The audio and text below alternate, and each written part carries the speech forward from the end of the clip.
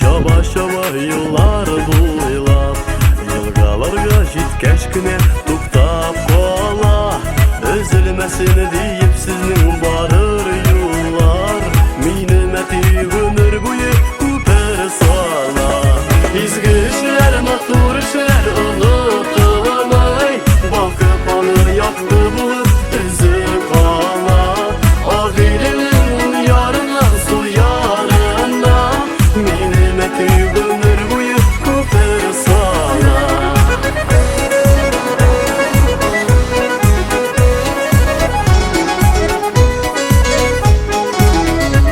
Sevgeline güller alıp argı yarıga Yüze yigit yüze yüze bulut ala Alıştırıp aşıklarının yazmışların Sular aşağı minimeti küper sala İzgi işler, matur işler unutulmay Bakıp onu yaktı bulut özü kala Ağirinin yarına su yarına Minimeti ömür boyu küper sala İzgi işler, matur işler unutulmay Bakıp onu yaktı bulut özü kala Ağirinin yarına su yarına Minimeti ömür boyu küper sala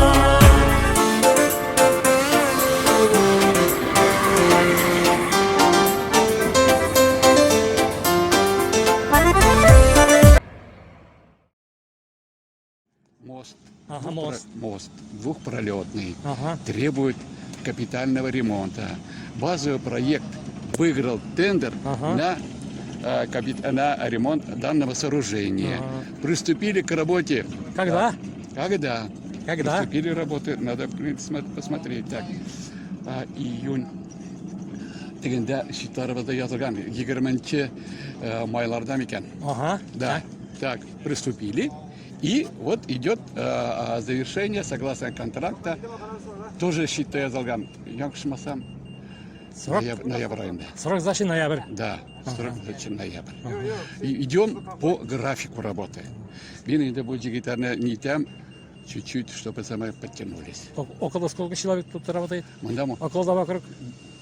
умнички шишли. Умнички шишли. Да, потому что оста укрепление конусов идет. Укрепление конусов. Бригада работает. И на проезжей части реконструкции работает 7 человек. Bunu ayırım особенностьлар var mı? Не Волга, Ручейка? Юг, особенно сарык.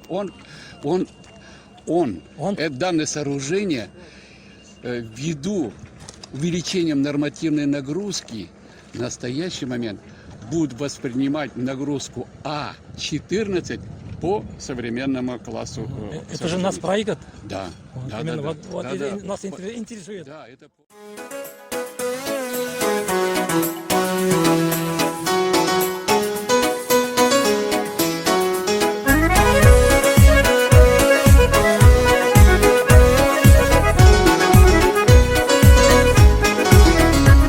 Timir şaba şaba yıllar boylap Yılgalarga jitkəş günə tuktap qola Özülməsin deyip sizning barır yollar Minimeti ömür boyu küper sala İzgi işler, matur işler unutulmay Bakıp onu yaktı bulut özü kala Ağirinin yarına su yarına Minimeti ömür boyu küper sala